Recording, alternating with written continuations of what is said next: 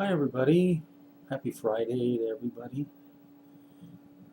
Just got back from the grocery store a while ago and didn't feel like cooking anything, so I treated the family to some hamburgers and stuff. Just relaxing here. And uh, we we were about to be checked out at the grocery store, and the cashier asked if we wanted paper or plastic bags, and I said that it didn't matter to me.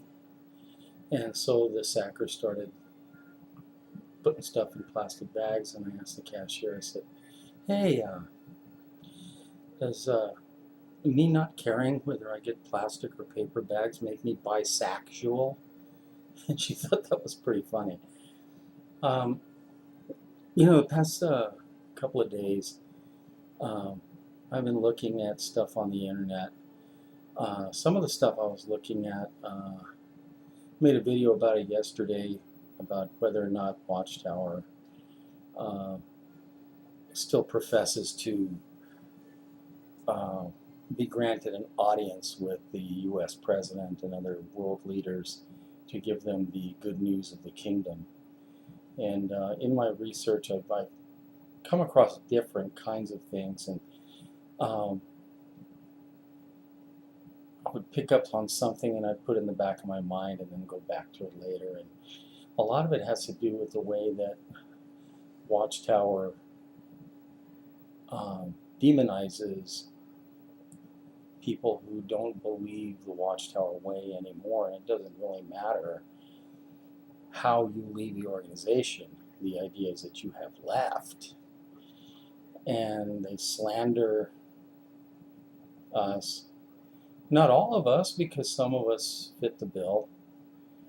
Hateful, bitter, hypocritical, but the vast majority of us don't fit that bill. Some people may have been drummed out of the organization for immoral, loose conduct, for lying, for cheating, for being greedy and thieving, whatever. But what about those of us who found cheating and lying and immoral behavior to be prevalent in the organization, and our conscience no longer allowed us to be part of it?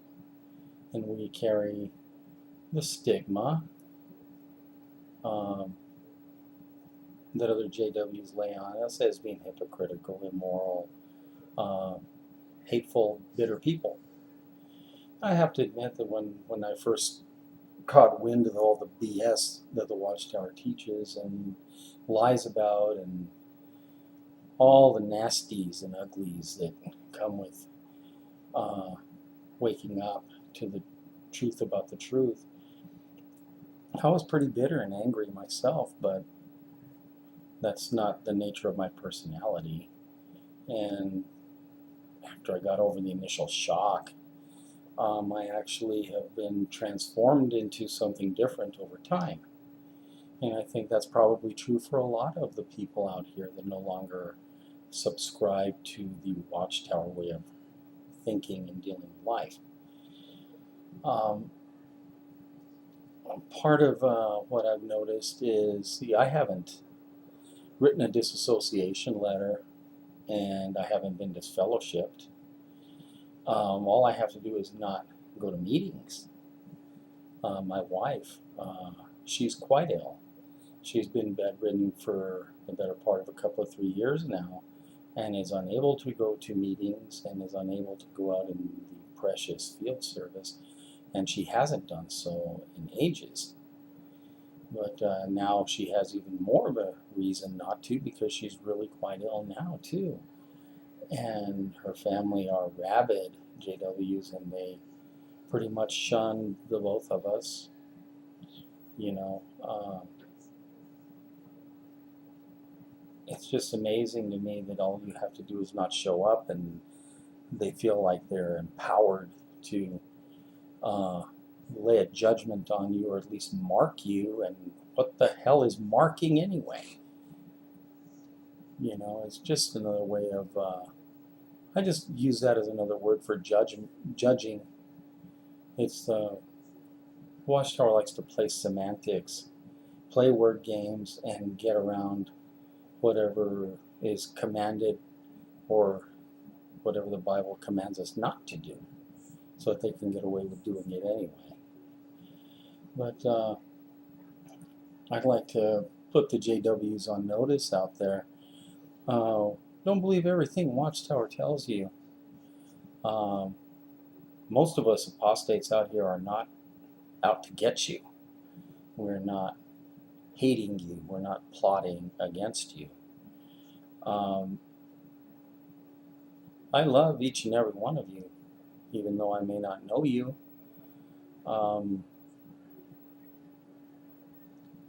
Most of us out here that make videos on YouTube and post on blogs and post on their own websites, the things we've discovered about Watchtower, we're not doing it out of hate. We're doing it because we want people to wake up and get out of the evil tower. Whatever Watchtower tells you about us isn't necessarily true. I can tell you this, I'm not going to be wasting my time out here telling people lies. I share my own personal experiences, the things that have irritated me in the past. If I find something to be untrue, I feel a need to try and set it right. And the Bible does tell us that only a fool only listens to only one half of a story when there's more than one side to it. So, Watchtower's side of the story, listen to my side. Listen to anybody out here that has something to say about Watchtower. You figure it out. I think for the most part, at times, people have a great capacity to hear the truth. Just listen for that ring of truth. And I had a video that I did a few weeks, well, probably a couple of months ago, about demonic influences in the society. And I had a JW get on there and say that he pretty much wasn't buying it, And all I can say is I know what I've seen, I know what I've heard, and so unless you were there in the car group and actually listen to the conversation, you can't say no, this kind of stuff doesn't happen. But I'm glad that particular guy, if he was telling the truth, has never had any kind of demonic activity. Good for him. I'm glad. Because it's not something that's to be sought after, But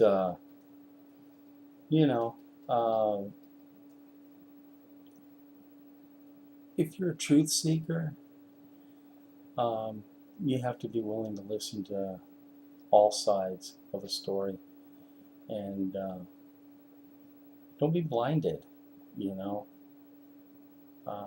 Pray. Ask for insight. Ask for guidance, and ask the truth be revealed to you. You know this. All you have to do is pray. And if you're truly seeking the truth, you're not going to be afraid to look for it. You're not going to be afraid to listen for it. That's all I wanted to do, is just share that. And wish everybody a fantastic weekend. The Lord's shalom on everyone. Peace and love in Jesus' holy name. Bye-bye now.